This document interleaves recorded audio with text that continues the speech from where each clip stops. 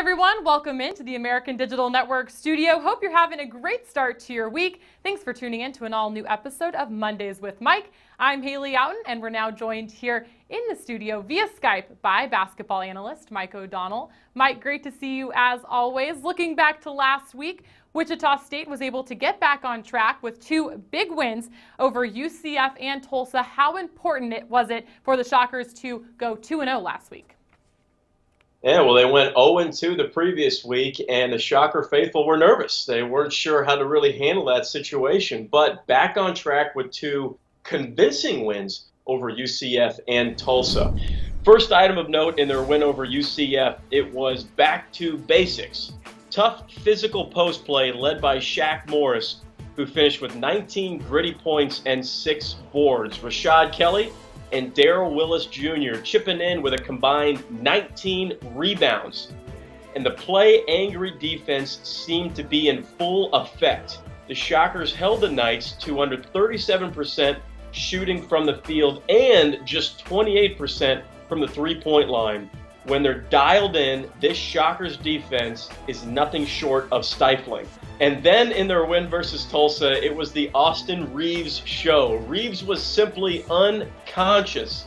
He hit a school record 7 threes, which led to a career-high 23 points for him. Why is this such a big deal? Well, the rest of the Shockers were just a combined 3 of 18 from the three-point line. Reaves takes so much pressure off of Shamet and Frankamp when he's locked in. He could be the X factor leading the Shockers into the rest of conference play and the NCAA tournament. Well, the only team ahead of the Shockers in the standings are the Cincinnati Bearcats. They also had a couple of pretty convincing wins last week against Temple and on the road at Memphis. How much do these wins reinforce the level of basketball Cincinnati is playing this season? Yeah, another completely dominating week for Cincinnati, who's undefeated 8-0 in the American Conference, and they moved into the top 10 in the AP poll. They're playing phenomenal basketball right now.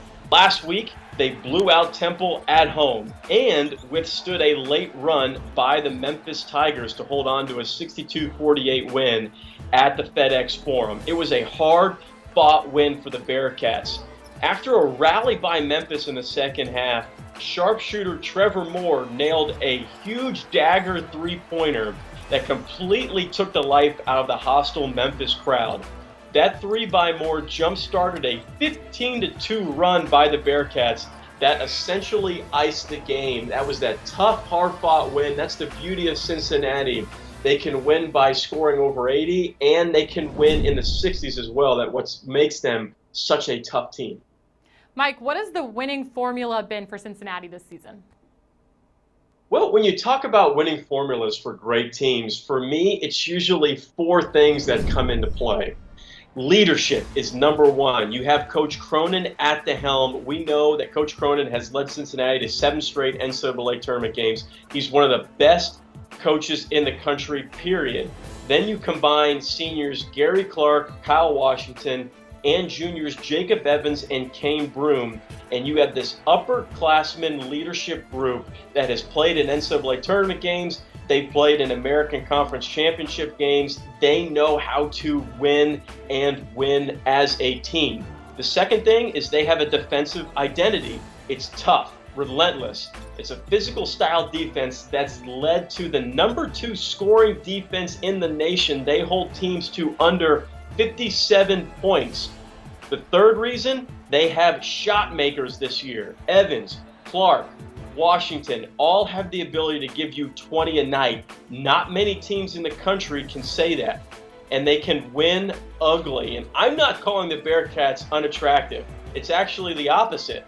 They're so good is that offensively, when they're having a bad night, they can still grind out and win games because they value each possession.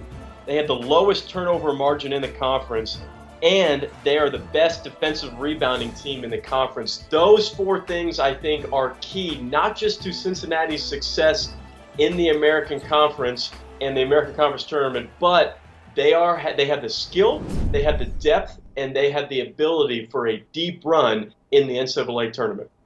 You mentioned Gary Clark, and what a great segue into talking about potential Player of the Year candidates. Gary has been a quote-unquote problem for many teams now for quite some time, and also picked up this week's conference Player of the Week accolades.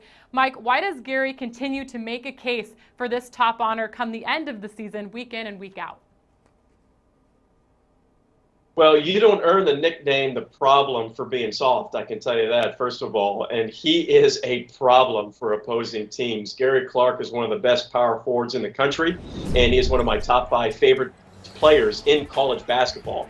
He leads the conference in rebounding, top 10 in block shots, steals, and free throw percentage. Everything about Gary Clark revolves around his ferocious effort, and he gives each game, and his relentless pursuit of the basketball in the paint area.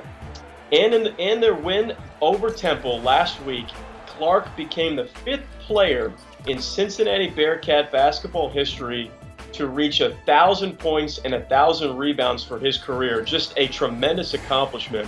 When coaches just try to describe to you what they want the perfect power forward to look like, they are essentially describing Gary Clark, because he does everything a coach wants and more. One of the best power forwards in the country, without question, Gary Clark for the Cincinnati Bearcats. We're about 5 weeks out now from the conference tournament, so let's take a look at the conference standings. And I think at first glance, your eyes are drawn right to the middle. It's a fight for 4th with teams only a couple games back of 2nd and 3rd. It really could go so many ways at this point. But Mike, how do you see this whole thing shaken out?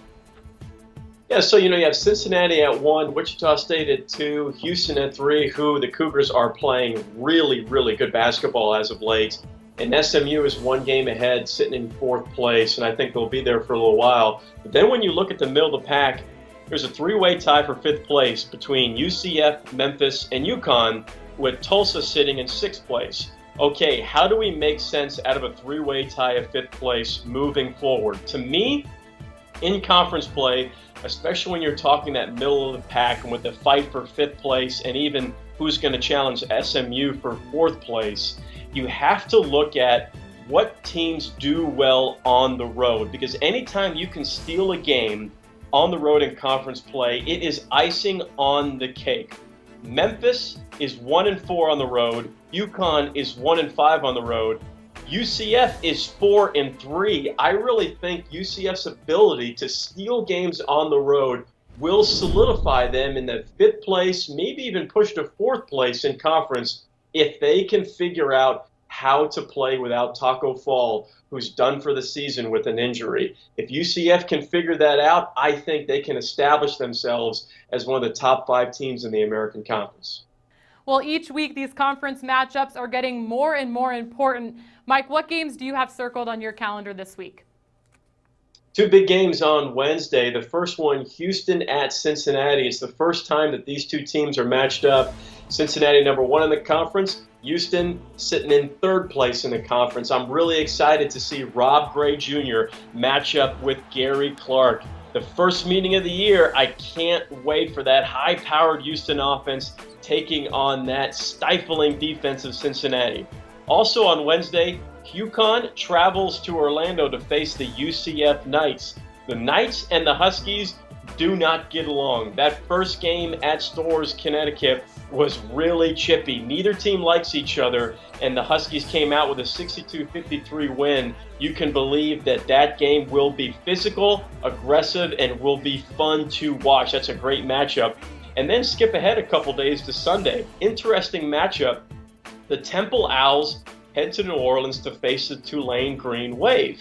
Temple is winners of 3 of their last 4, and they travel to a Tulane team that is desperate to get back on track after losing 2 games in a row to SMU and USF. The Green Wave are just 2 games out of 5th place in the conference. They were playing really good basketball. They had that huge win over SMU at home. So this is an opportunity to get back on track for Coach Dunleavy and the Green Wave. 3 great games to look forward to this week. Mike, thanks for joining us here in the studio to talk men's hoops. Thank you, Haley. Looking forward to another great week. All right, well, thanks to all of you for tuning in to an all-new episode of Mondays with Mike. We'll see you back here next week.